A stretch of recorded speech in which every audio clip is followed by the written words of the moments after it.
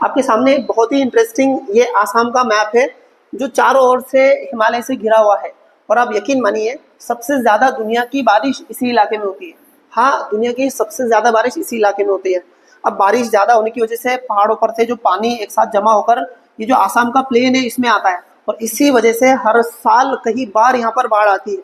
अब यही कारण की वजह से आसाम के लोग अपने जो घर बनाते हैं वो बाम्बू के पिलर पे बनाते हैं, ताकि बाढ़ आने पर पानी जो नीचे से चला जाए। ये जो बाम्बू पिलर होते हैं वो 10 से 12 फीट या मीटर में 3 से 3.5 मीटर फीट होते हैं।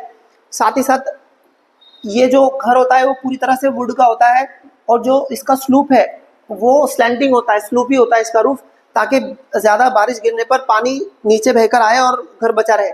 इनकेस अगर बाढ़ बाढ़ आ भी गई तो यहाँ पर पानी नीचे से चला जाएगा, या फिर अगर ये घर है वुड का तो इसमें उतना ज्यादा जो जान और माल का खतरा कम होगा, इसलिए इस तरह के घर बनाए जाते हैं।